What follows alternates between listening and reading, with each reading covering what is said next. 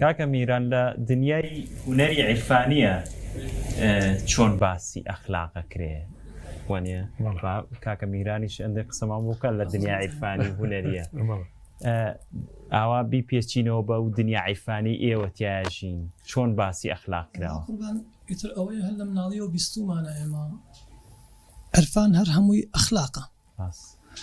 یعنی ئەو شتەی مامۆستا باسییان کرد سەرچاوکەکەی پێغەمبەرگیانە صلی الله عليه وسلم ئەخلاقەکە لە ئەوانەوە دێ کە ئیتر تەسەڕی کردووە بەسەر عرفان و بەسەر تەسەوف و بەسەر بابەتە ڕۆحیەکانە یعنی ئەگەر ئەخلاقەکە نەبێت ئەوەش وەکو عارفێک ناوبانگی دەرکردووە لەبەر ئەخلاقەکە بووە زۆر جار هەر لە کاروباری خۆمانە لە کاتی خوێندن و بابەتی هونەریەکە لەگەڵ برادرانە کە قساکەم ئەڵێم تەنها دەنگەکە شەرت نییە مەرج نییە تەنها دەنگەکە یعنی دەنگەکە گەر خۆی تەبارەک و تەعالا بە یەک تۆز نەخۆشی ئیرادەی لەسەری بێتەواوە ئەو هەموو زەحمەتەی وا کێشاوتە هەمووی ئەبات بەس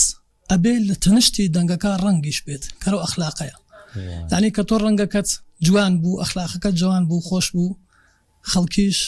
یعنی بۆ لای ئەو ئەخلاقە دێن هەروواکە فەرمێ بە پێغەمبەرگیان بە بۆنی ئەخلاقەکەتەوە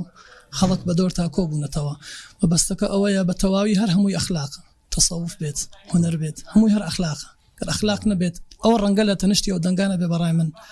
هیچ کەڵکی نییە